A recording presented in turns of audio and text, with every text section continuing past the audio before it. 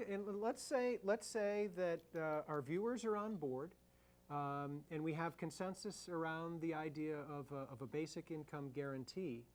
Of course, the devil's in the detail, right? And how does something like this get paid for? And certainly, in a country of our size, it would be a substantial amount of money. How do we fund this sort of proposal? Yeah, very good question, and that's after the sort of moral objections we were talking about before. The cost is usually the other major thought that comes to people's mind. And the most important thing to remember when we start talking about cost is to distinguish between the gross cost and the net cost. And the gross cost is you simply take the amount of basic income you have in mind, you multiply it by the population.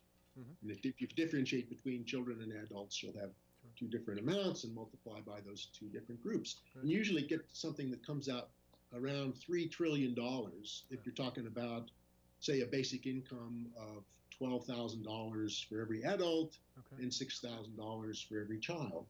Now, that's the gross cost. And when people hear that number, they say, this is nuts. Sure. Our economy can't afford that. That's way too much. Now, a colleague of mine, Carl Widerquist, recently did a paper, which he did what he called a back-of-the-envelope calculation of the net cost. And he came to the conclusion that it was only 16% of the gross cost, around $540 billion. Much more affordable. And why there is that difference is because you have to look at the basic income as combined with our tax system. So everybody gets it, but some people are net contributors and others are net recipients. And the net contributors will pay more in taxes than they will get in the basic income. So they get the basic income, but then they pay a lot of it back. So the actual amount that is being given is below zero. And for the net recipients, they too, if they make any income at all, will be contributing some to the basic income scheme. So the only person who gets a net $12,000 per year is the person who has zero income from other sources. Everybody who earns money on top of that will be contributing some percentage in taxes. So the net cost is what we have to focus on. Now, how do you pay for that? I guess would be the next question. Exactly that. Yeah, and there are lots of different ways of approaching this. One way would simply be, the first thing I think you would want to look at in any serious working out of an alternative to the system we have now is what would you replace in the existing system? So you might do away with food stamps, for example. You might do away with temporary assistance to needy families and replace it with the basic income of a comparable amount. So it's quite possible that you could come close to paying for the basic income simply by eliminating many of the existing programs and replacing them with the basic income. It wouldn't cost us anything more than what we're now spending. Now, if we want to keep some of those programs, and I think roughly half the transfers that currently go on are of a medical nature, and we don't want to do away with Medicare and Medicaid. So maybe we should increase taxes on the more affluent. There are good economic and political reasons for doing that independently of basic income.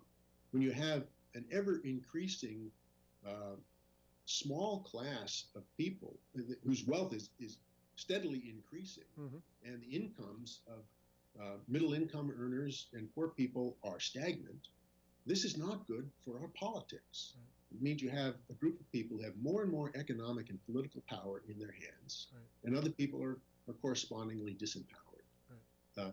Inequality of wealth above a certain level has no economic justification, and it is politically corrosive of the values of a democratic republic. So assuming that we're not at an optimal level of taxation, there's a lot of room to increase taxes on the upper levels of the tax brackets. So we could make up any additional cost that we wouldn't meet by eliminating existing programs by some increase in taxes. Another approach is tax shifting. Uh-huh. Peter Barnes wrote a book called With Liberty and Dividends for All. And he proposes, it's a somewhat different scheme, but proposes what he calls a dividend of $5,000 per person per year. That's about half of a little less than half of the scheme I was mentioning before. Right. Yep. And he shows that you could pay for this without any increase in income taxes and with no changes in the rest of the welfare state, simply by a combination of taxes on common assets, including the atmosphere.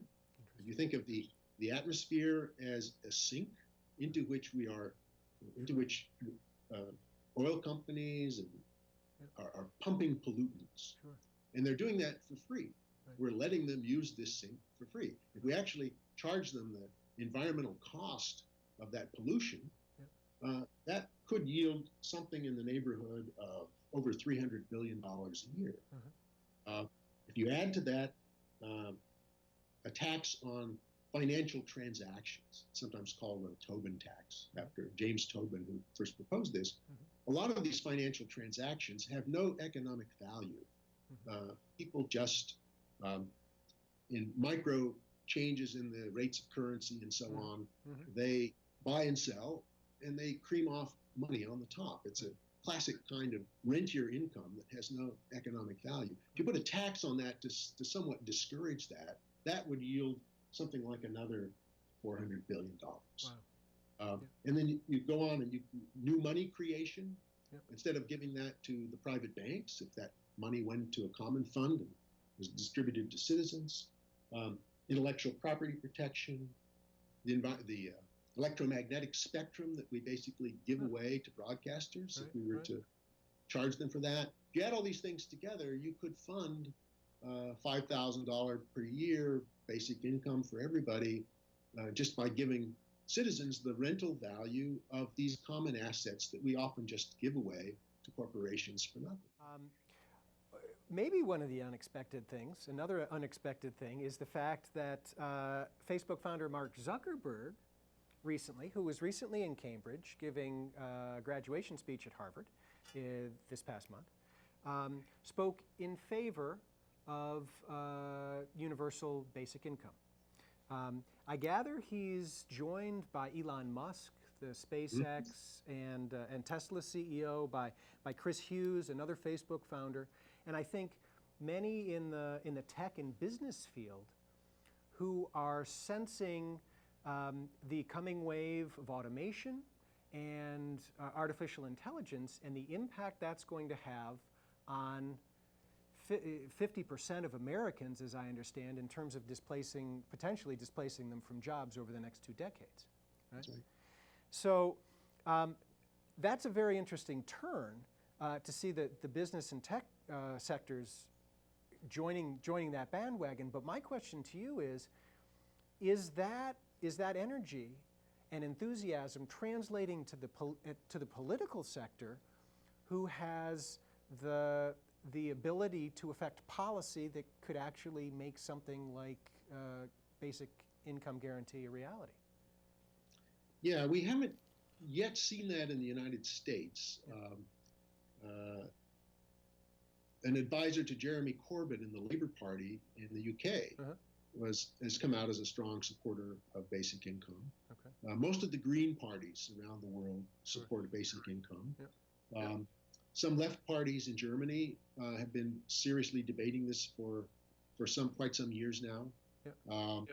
And again, and also in Germany, some very prominent entrepreneurs have been endorsing the idea.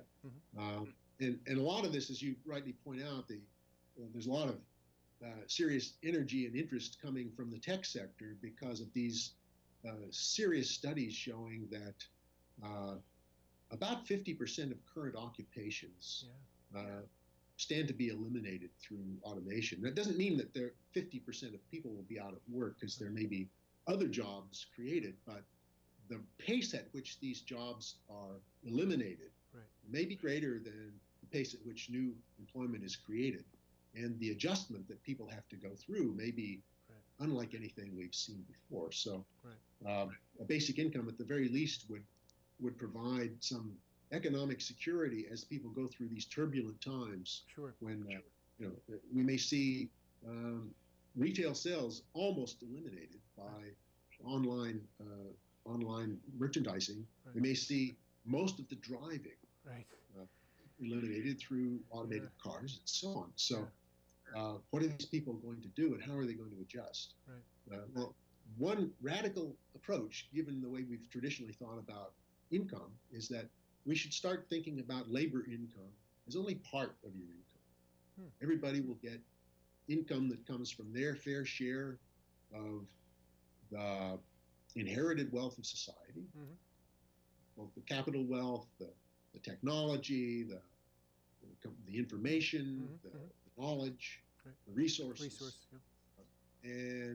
And then the other part will come from their labor, but their labor may be more intermittent, it may be more part-time, it may be more precarious. Right. So a way to address this growing precarity and to avoid a total breakdown of society and a rebellion is to start anticipating it and to start phasing in something like a basic income before we get to a crisis point. Right.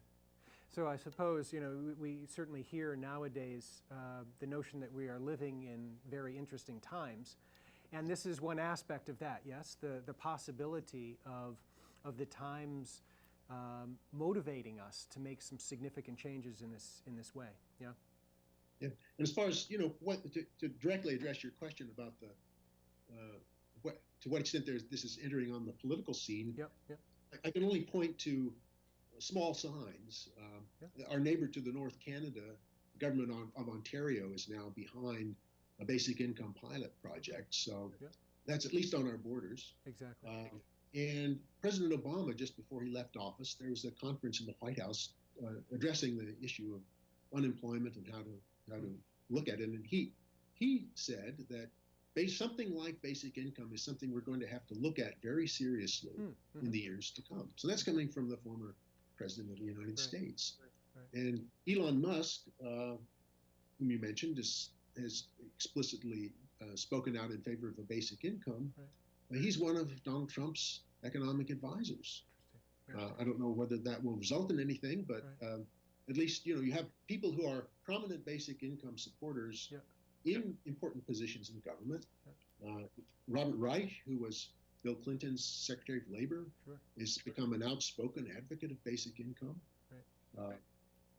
And I mentioned before Peter Barnes's book on liberty and dividends. Right. There's an interesting photograph of Bill Clinton getting off an airplane, and he's holding Peter Barnes's book in his hand.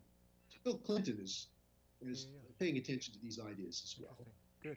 So I think it's starting to catch the attention of the political class as well as the tech people. Very good. And is there anything, Michael, that we haven't spoken of today that you feel would be maybe important to leave viewers with as they're thinking further about a basic income guarantee? Several things. One thing we just touched on, but I could go on at some length because I've been working on this myself, and that is, if you want to see the smallest step we could take toward a basic income, go back to the idea of a resource dividend and focus in particular on one of the most serious problems we face, which is the problem of climate change. If we're going to get climate change, if we're going to keep climate change within reasonable limits, we need to reduce our carbon emissions. And most economists agree that the most effective way to reduce emissions is to increase the cost of fossil fuels. So one way to do that is to put a tax on fossil fuels and keep raising it until you discourage the use of it altogether and people shift their support to renewable energy sources. Now, what do you do with the revenue? By the time you raise it to the level that you're seriously start to lose the market in fossil fuels, there will be a sizable dividend available for people on the same order of magnitude as the permanent fund dividend in Alaska. So we could do something like the Alaska experiment in the United States, something on that same scale, simply with the carbon dividend. I think that's maybe the easiest place to start. Right. And it's also a place where there could be bipartisan support. Mm-hmm. Not only Citizens Climate Lobby, which has been arguing for a carbon fee and dividend, it's a broad-based citizens organization, but a group called the Climate Leadership Council, which consists of people like former secretaries of state and secretaries of the Treasury, Schultz, Baker, economic advisors to Republican administrations, all sort of bona fide conservative credentials. Sure. And they have advocated for a carbon fee and dividend plan to address climate change that could do the same work as Obama's Clean Power Plan. Right. So that's a place to start. Yep. So that I'll stop with that. But Okay.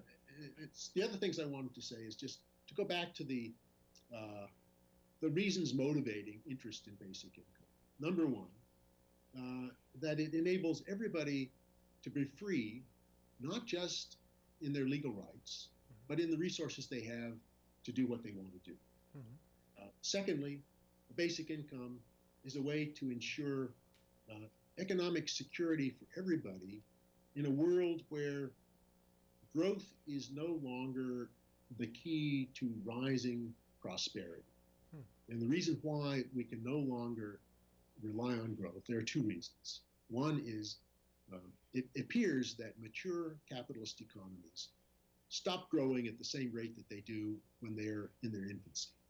You look at China, it's an infant economy and it's been growing at 6-7% growth rate. It's starting to slow down. Nowadays, for economies like the United States, the European Union, people do not think it's possible to have growth of more than about 2%, maybe less than.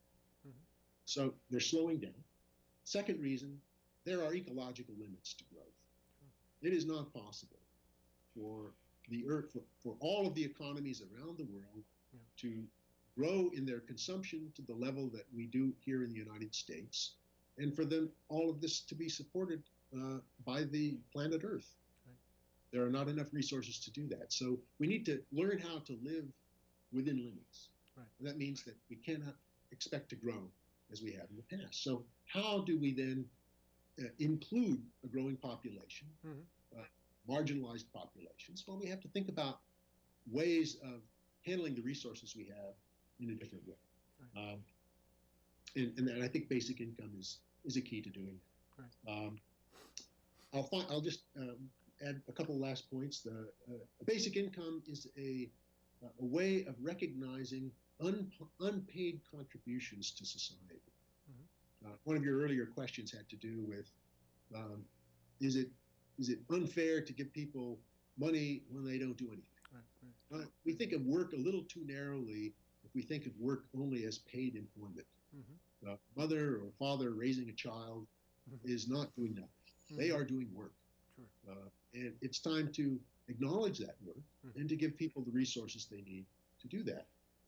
Volunteering in the community is another kind of good that it would not necessarily be a good thing to turn this or parenting into a paid job, but it may be a good thing to give people the resources to do this well. And the basic income is a way to do that.